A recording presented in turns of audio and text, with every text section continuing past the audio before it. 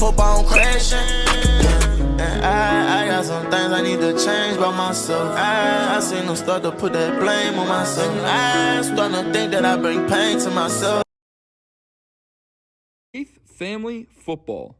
A lot of programs use this as their team motto, but Jalon Kilgore lives it. The 6'2", 195-pound Kilgore currently plays safety and wide receiver for the Putnam County War Eagles. For his upcoming senior season, Kilgore might also get reps at the quarterback position like his older brother Gerald, who was the War Eagles quarterback last year.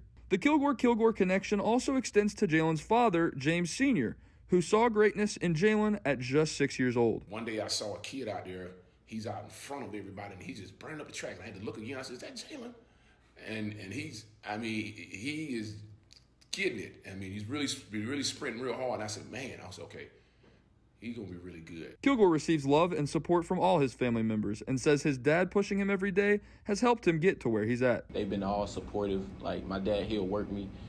Sometimes we'll get into it, fights. But the one thing I do appreciate with him, that he learned how to separate from being a father with being a coach. So, like, if he'll get it to me, like, on the coaching side, like, we'll go back and forth and we'll get into it. But as we get home, it's father time. Where exactly is Jalon Kilgore at in his football career? Well, after transferring from Baldwin County schools about 3 years ago, Jalon immediately put up numbers for Putnam. He earned all-region honors his sophomore year and helped the War Eagles make it to the first round of the state playoffs, finishing with a 9-2 record. Even though it was the best season Putnam County had produced in a while, Kilgore wasn't satisfied. His breakout junior year included 34 receptions for 921 yards and 11 touchdowns on the offensive side of the ball, and 88 tackles, 8 pass breakups, and 4 forced fumbles on the defensive side of the ball. That's when his college recruitment took off, and War Eagles head coach Sean Pope could see why. He leads by example. So when the other guys, they know that he's talented, obviously, but when they see him work, when they watch him work in the weight room, the way he carries himself and conducts himself,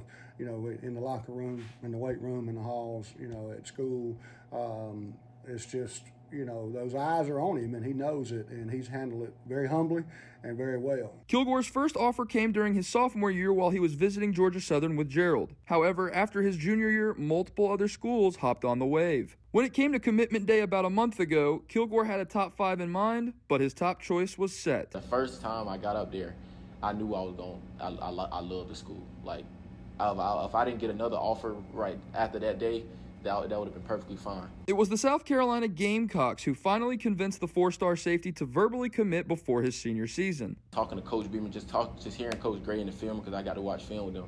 So I was just hearing in the film room, he reminds me a lot of my coaches that I had in my childhood.